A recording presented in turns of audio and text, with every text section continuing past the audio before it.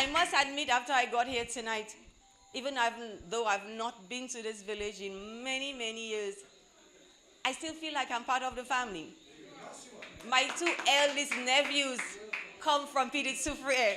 So coming here tonight brought back so many memories, and I really feel that I'm part of you guys, and I thank you again for that warm welcome tonight.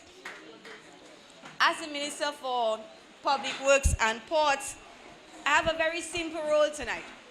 Honourable Drago has asked me to come here to talk and speak to you about what your government is doing for you as it relates to the physical infrastructure. I see we're getting some showers of blessings. So I have a very easy job, and I'm not going to take up too much of your time. I'm also here to lend support to a dear colleague. My dear colleague is always with me. Yes, every day I think Honourable Drago visits my ministry. But what does that say to you, the people of Petite Soufriere? It says he's working. It says he's coming down to talk to me and the engineers of my ministry, because he recognizes that you have needs. And he wants to make sure that for a minute, I don't lose sight of that. He wants to make sure that whatever's going on in the Ministry of Public Works and Ports, you are right there in our minds, that we are doing something for you. So don't be fooled. Don't let anybody confuse you. Do not let anybody make you think that Honourable Drago is not taking care of you, the people of the Cassibus constituency, and the people of Petite Soufriere. You are in good hands with Honourable Drago. Like I said before, my brief conversation tonight is about infrastructure. I don't have a groovy topic like Honourable Drago. I'm here to talk about roads, bridges, and things like that. But tonight, I want to start my conversation with you about a major project in the design stage of the game that excites me. A project that Honourable Drago mentioned, a project that once it comes on the way, I am sure will transform the entire landscape of this area. A project I am looking forward to, and I want to get you excited tonight about that project. And what am I speaking about? The project that is going to rehabilitate a section of road from the Pocasset Junction right through to the Tarish Pit. A project once done, I know everybody, whether they wear the red or not, will say, "Le bac à travail." Ladies and gentlemen, we heard Honourable Drago speak about that project. What we are planning to do for you, and while that is outside of your community, Honourable Drago has already mentioned, all of the road projects from the time you hit the Cassibus Junction, it's going to, the Pocasset, Junction, it's going to affect every one of you. Why? Because Roseau is the center of all business activity. And you have to leave Petite Soufriere and drive all the way to Roseau, and you have to go on that same road. So I'm talking to you tonight because that project is going to impact on every one of you here tonight. And this is what we are going to do with this project. And maybe you can then tell why I'm so excited about this project. One of the first things the project is going to do is the complete resurfacing of that 4.5 kilometers of road. I'm not talking about the patching that we've been doing recently. I'm not talking about using asphalt to patch holes. I'm talking about lifting up that entire length of road with the asphalt and putting a fresh layer of asphalt on that road. Can you imagine what I'm talking about here tonight? I can already visualize it, having just driven on that road and having just done the East Low Black Bridge. When you come on Monday, when you drive on the East Low Black Bridge, you'll see what I'm talking about. We just resurfaced the entire East Low Black Bridge, and everybody talking about the nice smooth ride. This is what we're bringing to you just now, ladies and gentlemen. And this is what I'm excited on your behalf about. Well, on mine too, because Honourable Drago may invite me back again. Thank you. You see, that's the warmth I'm talking about, why I feel so comfortable here in the Cassibus constituency, especially Petite Soufriere. Thank you, Giselle. This new project, when it's done, like I said, is going to be a nice, smooth ride. What is that going to mean for each and every one of you? The bus drivers are not going to be looking to increase the bus fare because they're going to have less maintenance to do on their vehicles. those with their personal cars or vehicles will not have to do that much maintenance because we're going to have a nice smooth roads and get rid of some of the potholes that we currently have as challenges right now. Ladies and gentlemen, everybody getting excited yet? Because I'm certainly excited as well. It looks like my friend who loves me, I still have to work on him a little bit. But that's okay, we have some time. One of the other things that we're going to do on that major project is to replace all of the culverts. You know those things we have that run under the road to carry that water when it rains from coming off the land? We're going to replace almost all of them. I'm sure many of us recall with much sadness what happened when we saw a culvert that collapsed and led to loss of life. Your government is a government that's concerned about your welfare. Your government is concerned about your safety and your security. And it is because of that we are doing this road project to ensure that doesn't happen again, ladies and gentlemen. I have been advised by the consultant that a total of 53 culverts currently exist. All but 4 will remain. Every other one of them is going to be a brand new culvert, ladies and gentlemen. Drago, don't sleep. No, Drago is not sleeping. But I'll get to that shortly. Drago is not sleeping. One of the things as well that I want to point out the importance of the culverts as well, Tropical America opened our eyes to a number of things. While before, none of us seem to have noticed that our culverts, that has been with us for a long time and seemed adequate. Suddenly, Tropical America came and we were like, how did we live with these culverts before? With climate change, we have seen new weather patterns. We have seen different impacts coming from those weather patterns. And your government is not sleeping either, so we realize that we have to do something about it, and we are doing something about it. Be assured of that. There will also be other drainage infrastructure along that road. By that I mean, besides the culverts on the sides of the road, you will have nice gutters to allow the water to flow off the road in order to preserve that road surface so that we can continue to drive comfortably on that road. Also included in that project will be some safety measures. You know the guardrails, little metal-looking things on the side of the road, just to make us feel safer. And God forbid if somebody has a flat tire and they want to veer off their lane, those guardrails will be there to protect us. Are you convinced now, sir? We're looking out for you. We're not sleeping either. Also included will be road markings and reflective road studs. So we have the little lightings to guide us so we stay in our lanes to avoid any unnecessary accidents and the like. But more importantly, and I know that one is going to finally convince you, we're going to have lights on that road. Those of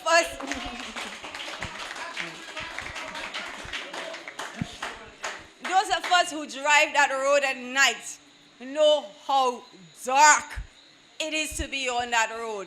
And God forbid any one of us would have a flat tire or something. We wouldn't want to stop on that road. Those people who don't want to drive and speak on their cell phones, nobody would want to drive on that road.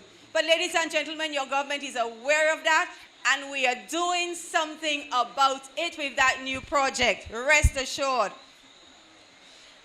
One of the things that I want to make mention as well is, coming up from Tropicals to America, the Honourable Prime Minister has given a commitment to building back better. And when we say building back better, what do we mean? We mean exactly what I said before, stronger, like you just said, well, more resilient. So we noticed that from Tropicals America, we realized the things that worked for us weren't working anymore. So what are we going to do? Whatever it is we do here on out, our roads, our bridges, whatever it is we do, we're going to build it in such a way that should we, God forbid, have another Erica, we will still have our roads and bridges standing. And that project that I speak about is going to be done guided by our Build Back Better principle. And I think that is important. I'm coming to that, don't worry. I spoke with the consultant who's assigned to that project, and he has assured me that all of the designs and the estimates to tell the government how much that project will cost will be provided to the Ministry of Public Works for our review by this Friday of this week. Finally, we are moving forward with this project.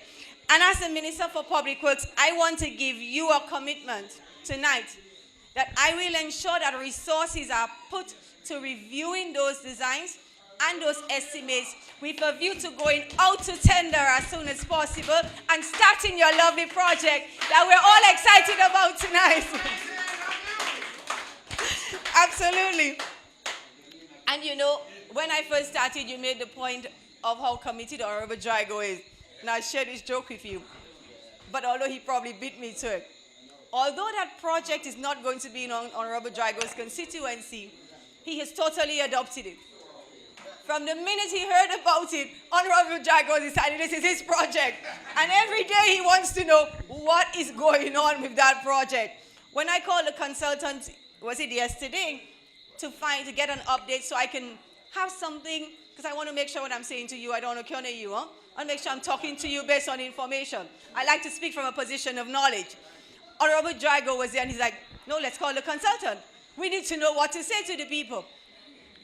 Honourable Drago has adopted that. I think he probably wants to extend his constituency boundaries or something.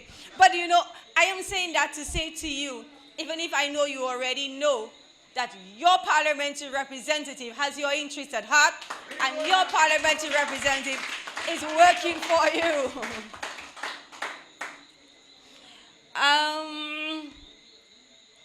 Honourable Drago made mention of the DVRP. The DVRP is a World Bank project that's being done in collaboration with your government. It's a disaster vulnerability reduction project. Under that project, following Tropical Storm Erika, the government was able, through discussions with the World Bank, to access $1 million for what we consider to be urgent interventions or urgent projects or projects where we had road edge failures or we absolutely needed retaining structures. And $2.7 million is available under that DVRP project. And I'm happy to share with you tonight that again, because of the hard work of Honourable Drago, all of that money coming to this area. Every red cent of this money is going to come to you. And I'm sure that you're going to be happy to hear about it. Like I said, you're in good hands with Honourable Drago. Those interventions are going to include roughly 12 retaining walls and wing walls between the Emerald Pool and your lovely village of Petite Soufriere. Yes, they are residents of Petite Soufriere. The monies are going to be spent on your area. Again, saying to you that this government is aware of your circumstances, your vulnerabilities, and we're not sitting idly by. Don't let anybody confuse you. We have your best interests at heart, and we are working for you. One of the main reasons, of course, for the retaining walls is to avoid further erosion. Because if you have further erosions of the road, eventually the road may just collapse totally. So we're going to do something about it in some of these areas. Also, included under the 2.7 million EC dollars will be the construction of new drains, clearing of existing drains, as well as the dredging of 200 meters of the Cassibrus River around the bridge, and repairs to some small bridges. These works have been grouped in what we call lots. So for instance, if you have 20, you'll put 5 together, another 5 together. So in total, we have what we call 4 lots. Number of little projects will make up 1 lot. And as Honourable Drago mentioned when he spoke, it's being done with funds from the World Bank. The World Bank is in the government. When you deal with institutions like the World Bank, you have to follow what we call your procurement rules. So the procurement rules says, in order for you to hire somebody, you have to do X, Y, and Z. And in order for you to hire that person has to meet a particular criteria. What we have done is to work with the officials from the World Bank to ensure that for 3 of the 4 lots, local contractors from this area were able to qualify to then go ahead and bid on those projects. Based on the information that I received before leaving my office this afternoon, we hope to start that bidding process very, very soon. So be assured, ladies and gentlemen, your interventions are going to be addressed soon. Honourable Drago mentioned some of the projects are a little closer to home, and by home I mean to home the lovely community of Petite Soufriere. We have the construction of the box culvert in Good Hope that we heard about for about $150,000, as well as a retaining wall for just under $200,000 in Petite Soufriere as well. Your para also has been speaking to me about the need for an urgent assessment of a section of road on the way to Saint-Sauveur. And I observed it today.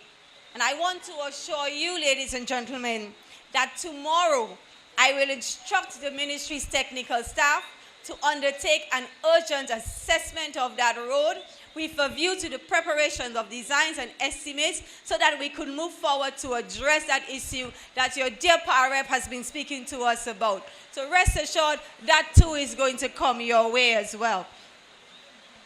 It would be remiss of me to end my discussion without mentioning the Petite Soufriere Rosalie Link Road. Honourable Drago already mentioned it. As far as that project is concerned, I want to make it clear tonight that your government has made a promise to the people of Petite Soufriere that we will build that road, and it's a promise that we intend to keep. We know the challenges that were encountered once that project began, and I'm sure you guys know those challenges even better than I do. I mean, I am still learning the word washmark. I haven't seen washmark, but from what I hear, it's a big mass of rock that needs to be blasted or something so people can go through it. To date, your government undertook that project or started that project. And as we speak, in excess of 12 million EC dollars have already been spent on that project. So rest assured, when Honourable Drago said to you that's a commitment that he's going to keep, he wasn't just talking. I mean, $12 million is a lot of money, people. We're not talking about $5 here or $1,000 here. We're talking about a month's salary. $12 million has already been expended on that road. And I think it's important to mention here tonight that a lot of this money came to us from one of our strongest allies, the government of the Bolivian Republic of Venezuela. And I want to take that opportunity to thank them on behalf of the government and on behalf of the people of this lovely area as well for the assistance that they've given to us over the years for the development efforts of our country. So that said that we spent $12 million. You realize what happened no sooner we spent $12 million. We had Tropical Storm Erica and a number of other weather events. And they weren't kind to us, ladies and gentlemen. They weren't kind to us. So some of the money that we spent on that road, God wash, thank you. I think you can do my presentation next time for me. But I want to assure you, as Honourable Drago mentioned, $2 million in contracts were issued in 2014 for for eight local contractors from this general area for the construction of culverts and other drainage infrastructure. And I want to say one last thing on this project, and this is what I want to say to you. This project remains a priority for your government. This project is still a priority for us. And because of that, I have instructed the staff of the Ministry of Public Works to go back on the road, to go back and look at washmark and give me a written assessment as the new minister to say to me what needs to be done after we spent $12 million on that road, exactly what needs to be done in order to give you the people and in order for us as a government to keep our promise to you the people. Rest assured, this study is going to be done so that we have something that we can then consider to see how we move forward. Okay. You have to give me your name when I'm leaving. Absolutely. Ladies and gentlemen, we cannot lose sight of the fact that all of these projects that we are hearing here tonight, except the DVRP, will be funded by your government. And how are we going to fund it? We're not going to ask you to pay more income tax, darling. That's not going to happen.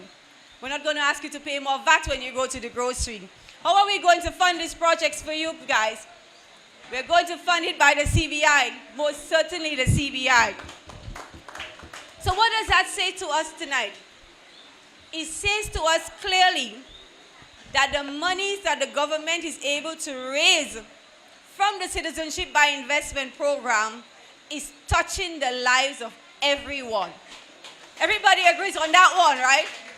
It is touching the lives of everyone. And because of that, I want to say to you that I think we have to protect it. I think the onus is on us for each and every one of us, whether you have not benefited from it, maybe your mom did, or your dad, or your kids, or your aunt, or your uncle. And I think because of that, and because we can see the positive impact of that particular program of the government, it is important for all of us to stand in defense of that program. Because we can all see the impact, which means if it's gone, we know what we are going to miss. We know what we are going to lose. So I want to encourage you to understand that these funds are being used to improve the lives of all of us in this country.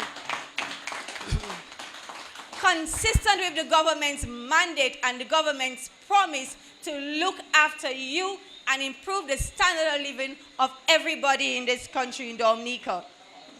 On this note, I want to make the point as well that we have to be grateful to the Honourable Prime Minister for this program. And some may say, oh, he's just doing what he's paid for. But I beg to differ. When the Prime Minister goes to promote this program, and this program is now the most successful CBI program, ladies and gentlemen?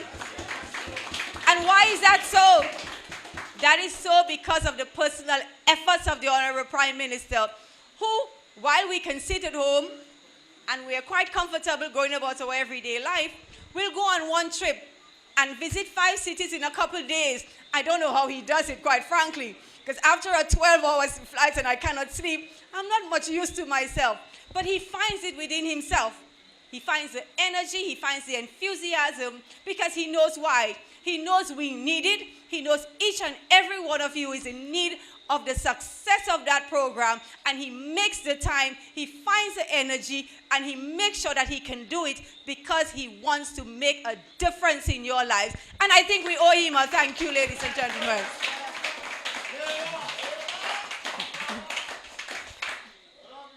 Honourable Douglas said to me, great minds think alike.